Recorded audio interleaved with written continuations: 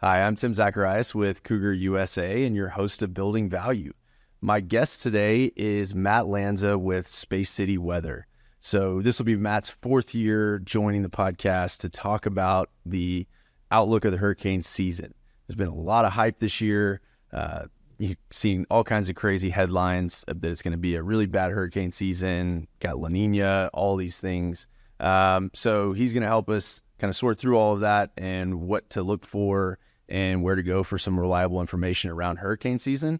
We're also going to be talking about the iWall, which is a new site that they've launched and has a broader kind of view of hurricane season and hurricanes in general outside of the city of Houston. So anywhere kind of in the Atlantic Basin that's affected by hurricanes, it's going to be a great resource for information about upcoming storms, forecasts, things of that nature.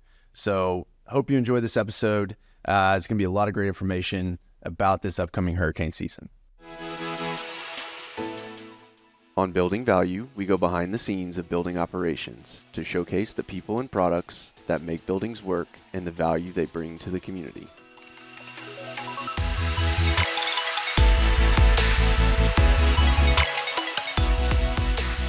So awesome. I want to welcome back Matt Lanza from Space City Weather and the iWall to the podcast here. Matt, I believe this is our fourth year in a row to be talking about hurricane season. So yeah, thank you so much for coming Absolutely. back. It's good to be here. And yeah, this is like an annual event now. So you got plenty to talk about this year.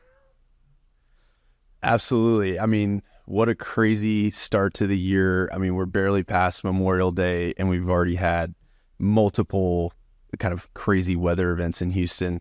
And not gonna lie, it makes me a little nervous looking into hurricane season. But before we jump into that, I'd love to, give us a little bit of a breakdown on what the heck happened with that derecho and what even is a derecho. Yeah, it's kind of crazy. So the derecho is a name that was assigned to basically a line of thunderstorms. It doesn't produce tornadoes, but produces straight line winds. It was somebody in the late 1800s in Iowa that kind of assigned in the literal translation is either I think forward or to the right. So kind of it was defined that way to delineate itself from a rotating storm, which was a tornado or a whirlwind. Back in the 1800s, as people kind of refer to that. Interesting. So yeah, it does have kind of interesting etymology history. But today we kind of use it to describe a line of thunderstorms that produces a pretty continuous line of higher end wind damage over a path that's at least 400 miles long.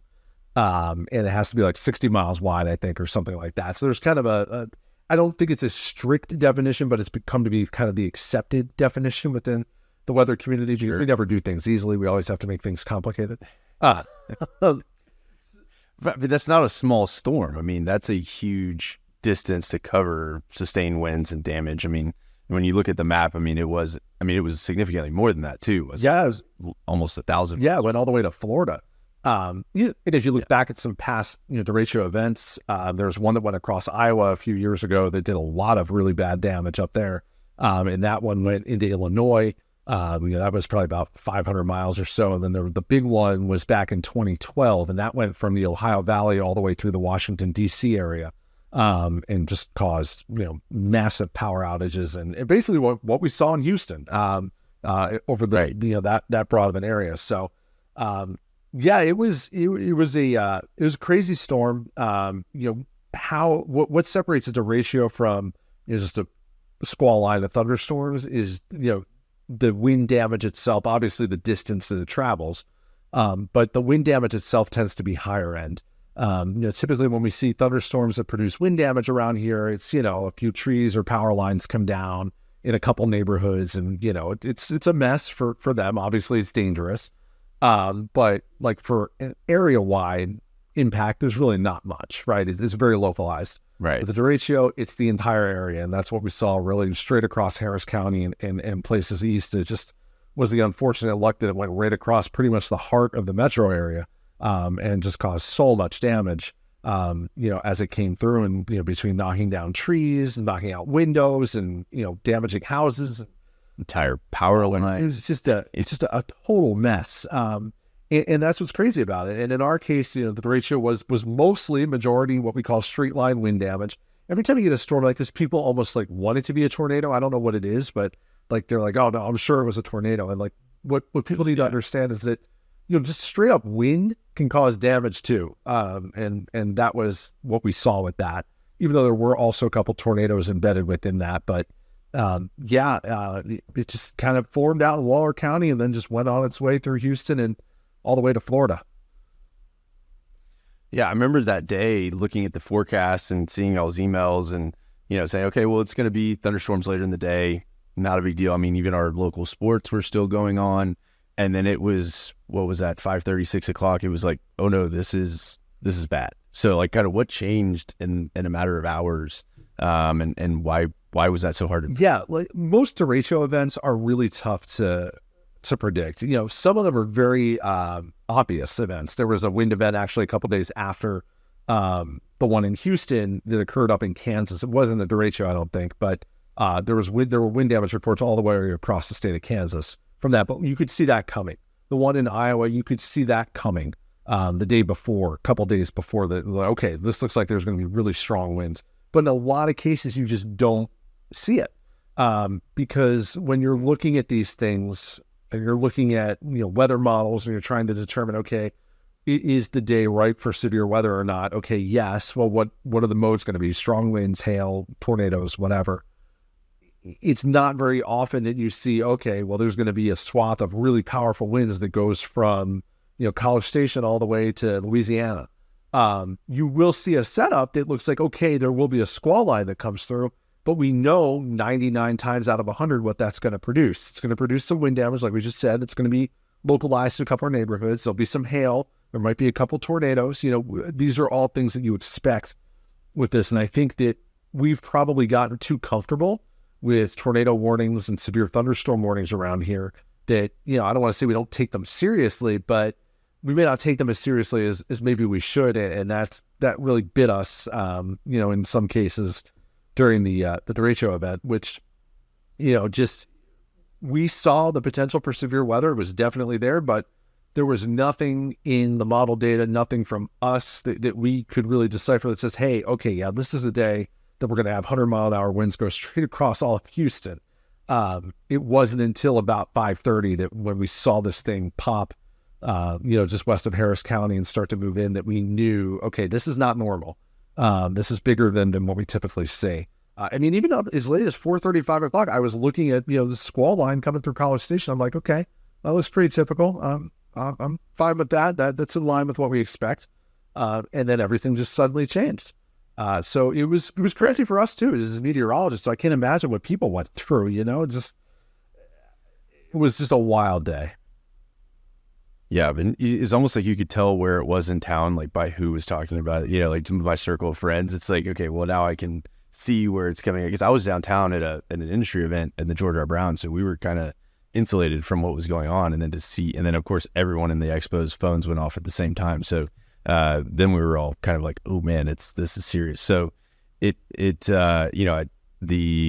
idea of those tornado watches and warnings, like you said, being taken more seriously, I definitely can appreciate that. And I think it's kind of goes back to the meme where it's explaining it with tacos, saying a tornado or a taco watch, all the ingredients are available for a taco versus a taco warning. The taco is made and it's in the area, so that to me was helpful to remember. But I agree. I think people are going to take them more seriously because there was a lot of people that were caught in not great places as that was coming through. And I doubt anybody wants to experience that again. But like you said, it's just hard in that case to predict it. So I think just the best thing we can do is take y'all's advice as it comes through and heed those warnings when they're when they yeah. And I think it's kind of up to us too to do a better job of sort of saying like, hey, there's a good chance that we're going to have some severe thunderstorms today, so just pay attention and warn people. And there's lessons learned all around for everyone. And the crazy thing is,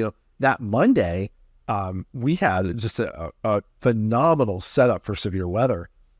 Everything was in place that I would have been more likely to expect on Monday than Thursday. We were talking all about hail, and it just never really came to fruition. Like we had a lot of thunderstorms, but none of them were really that severe.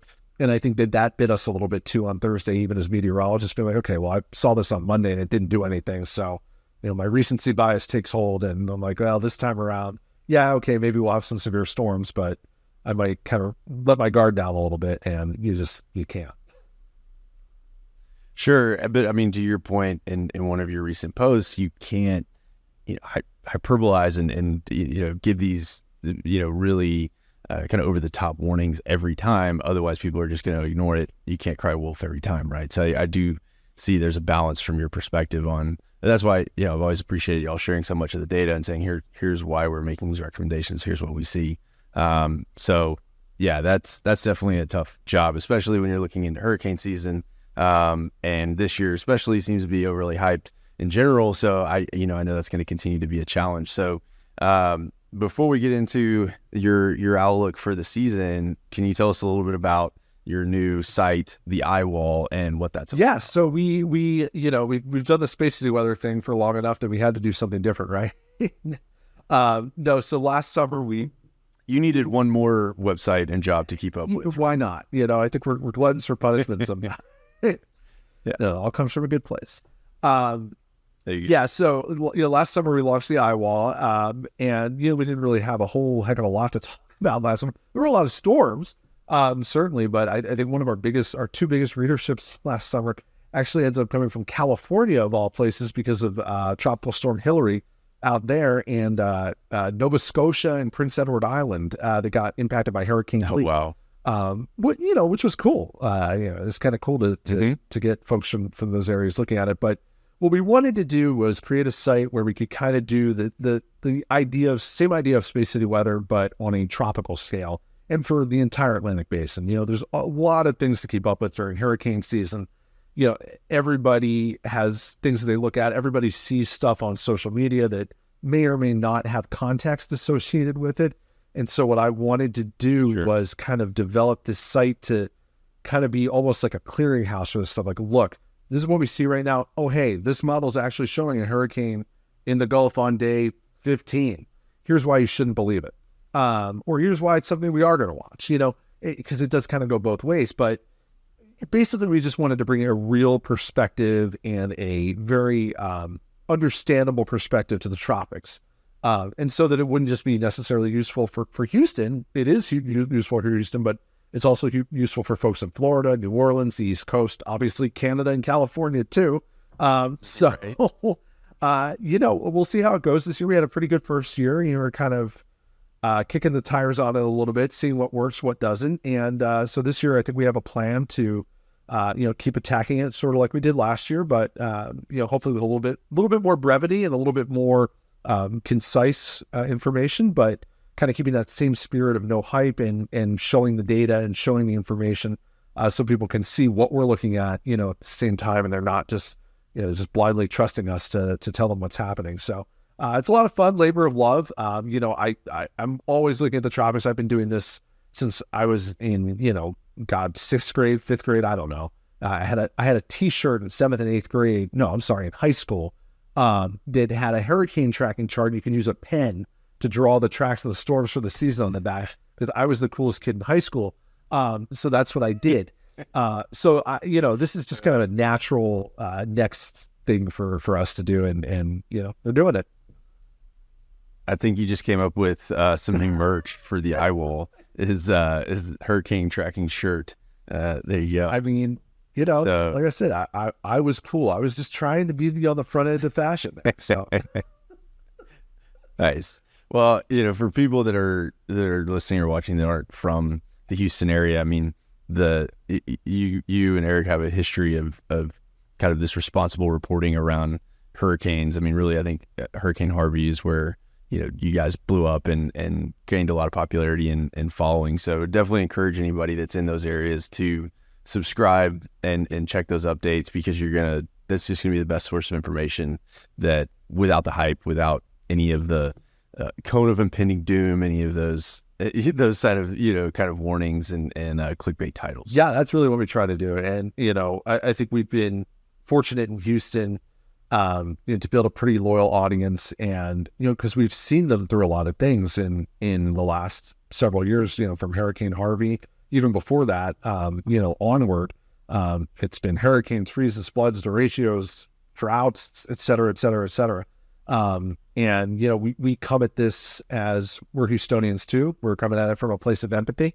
And I think that resonates with people. I think having a personality and being yourself, being authentic, kind of helps. The people that are writing that are, you meet us at a bar, you get the same Matt and Eric in person. Yep. So that's kind of what we want to do, and hopefully that can resonate with people.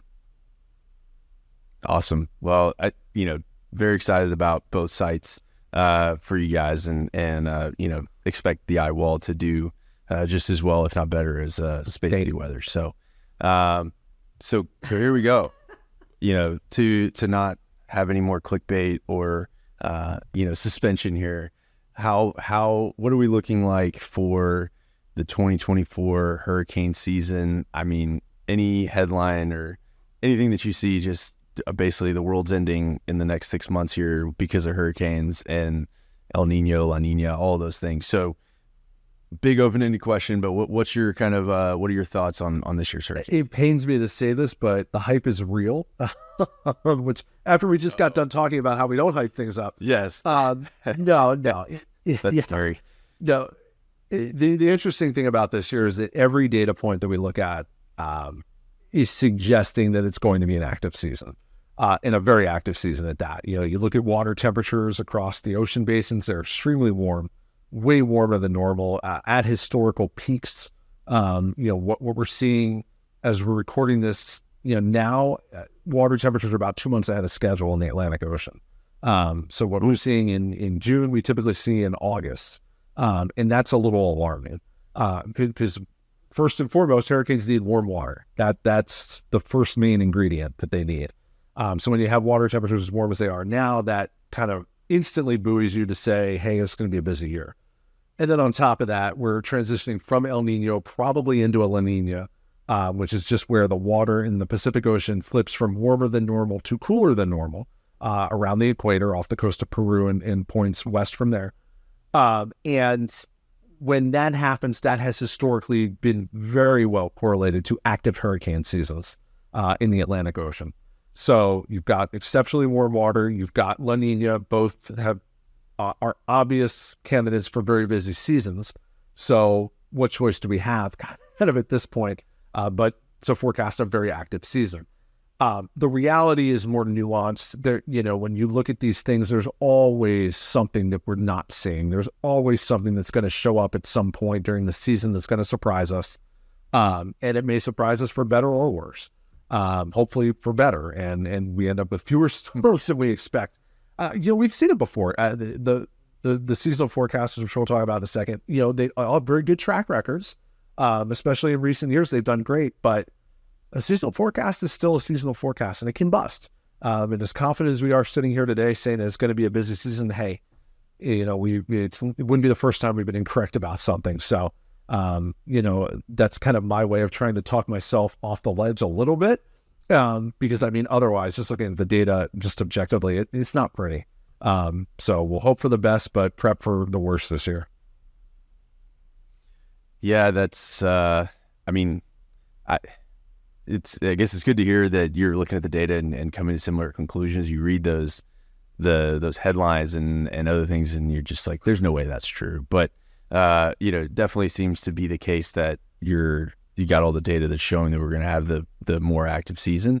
That there was, hopefully it doesn't all impact one place, right? Like hopefully it's spread out a little bit and Port Louisiana doesn't get mowed over a couple of times in a row again. But, I think it is, those are the right words to finish with there hope for the best, but plan for the worst. And if any season was indicative of that it's this one. Yeah, no, for sure. And, the interesting thing about hurricane seasons, you even look at last year was, an active season. But most of the storms were out at sea, right? We had a Dahlia that hit Florida, and fortunately bucked the trend of, rapidly intensifying at landfall, and instead did it before landfall, then weakened at landfall. So, the damage wasn't quite as severe as it could have been. for the Big Bend of Florida. And, we had a couple of storms near the East Coast that kind of flirted. We had one that went into northern Mexico, deep South Texas. But on the whole, it was a pretty, benign season from an impact standpoint. But it was still busier than normal. And then you've got 2020 that was, Louisiana getting hit 7 times or whatever, and, storms everywhere, and it was just ridiculous. So you can have busy seasons and have both extremes. There's no guarantee that it's going to be busy in the Gulf or busy in the Caribbean. So we'll hope that maybe whatever was driving last year's storms out to sea kind of comes back this year.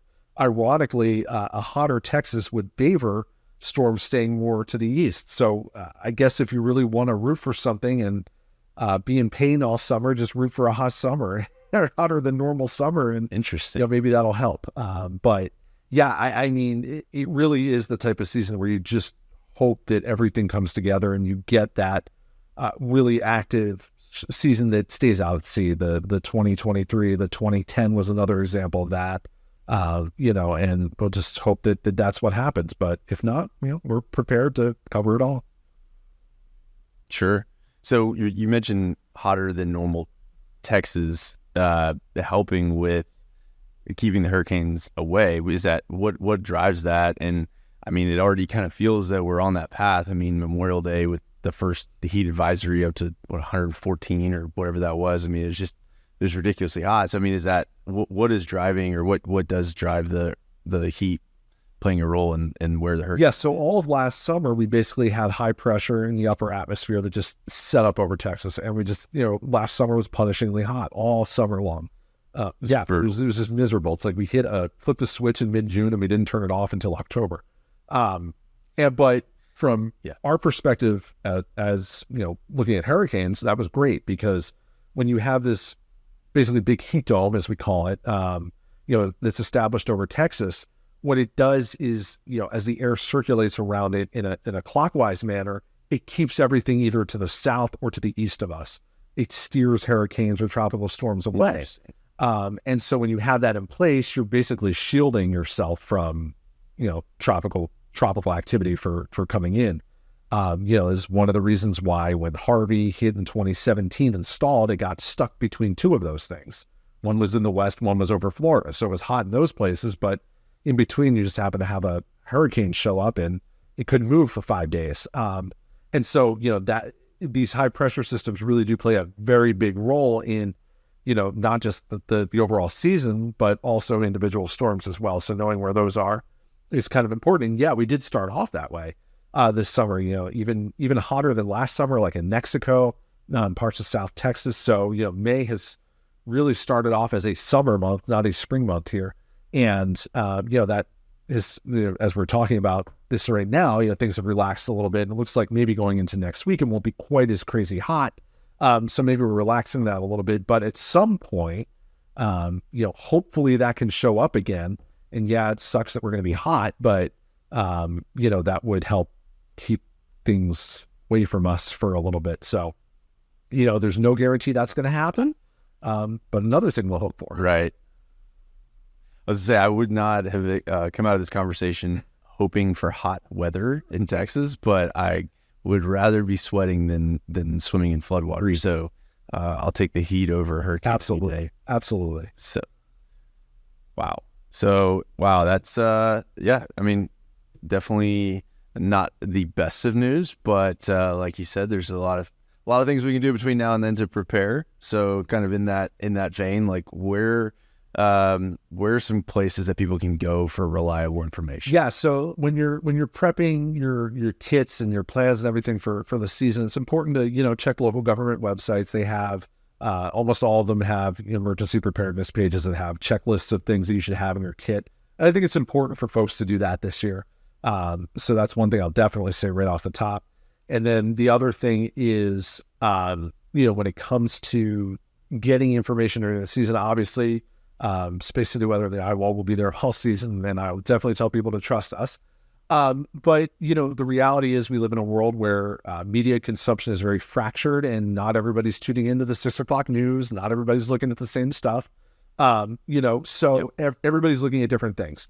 And what the best advice I can tell people is to try to avoid as much social media as possible, except for people that are trustworthy, except for people that are, I don't want to say professionals, because there's a lot of people that aren't professionals, that are more amateur or armchair meteorologists. They do really good work. They do really great stuff.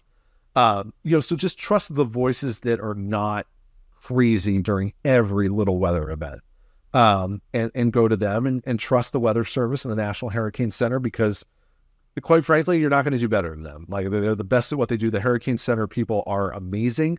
They do exceptional work.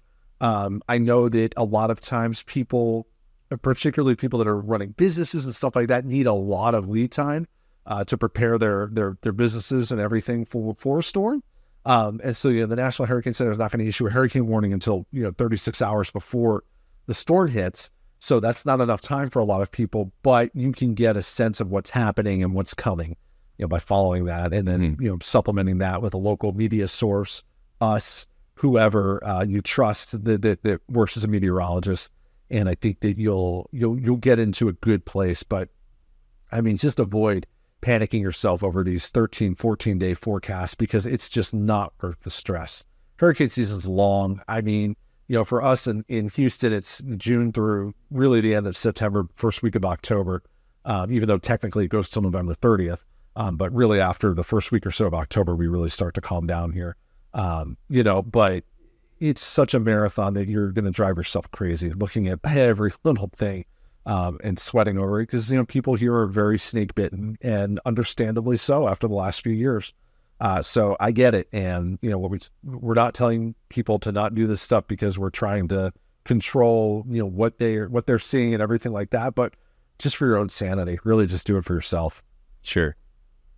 Yeah, I think I've screenshotted one of those and sent it to you as an example of, almost like a Facebook chain letter, the old school chain of, you don't forward this to 10 of your friends, blah, blah, blah. It was almost to that level of hysterical, just ridiculous kind of reporting there on Facebook. So I would agree. Stay off of some of those crazy Facebook kind of things. But one of the other sites that I think is really helpful, especially during the storm, has been the Harris Flood Warning System site, and we can link to all of these. But if you spend some time on that site before the season or before a storm hits, you can go in and find rain gauges and channel level sensors that are near your house or your where you work, and then you can get alerts. So like yesterday's storm, I got an alert that one of the rain sensors near our office got an inch of rain in 15 minutes. So that's a lot of water, right? So those have been helpful. Obviously during Harvey, there was tons of things kind of all over the place on those rain gauges and the channel sensors, but just a great site to be able to pull that data, historical data, see those sort of things, along with y'all on the Space City Weather, the iWall for kind of that forecasted data. So we'll definitely link to all of those, and definitely great advice to kind of pull from multiple sources and get your kits ready to go before the season hits. So, which apparently may be earlier than we thought this year for 2 months ahead of schedule on the water temps. So definitely sooner than later on getting yourself. Absolutely. Yeah. We tell people to do it early in the season. Save yourself the stress. It's, again, a stress thing. It's a sanity thing. And think about your pets. Think about having documents. Think about work, childcare, all that stuff. Because sometimes you forget something when you're in the heat of the moment, like, oh, no, I forgot about this. The more you do now, the better off you're going to be when the time comes, if the time comes, which hopefully it doesn't, but hope isn't a strategy. So, right. Yeah, that's a good way to put it. Well, Matt, this is it's been great to catch up and kind of go through everything with the iWall 2024 outlook, as bad as that may sound. But is there anything that we didn't touch on? Anything else? Any kind of final thoughts here as we're going into the summer? Yeah, I mean, it's concerning, especially after what we've been through in the Houston area lately, and after what we've seen over the last few hurricane seasons. I'll freely admit that I'm a little uncomfortable going into this hurricane season too. It rattles you a little bit to think about this, but the reality is that it's very complicated, it's very complex, and it's not a guarantee that we're going to have a horrible season in Texas or in Florida or wherever you're listening from.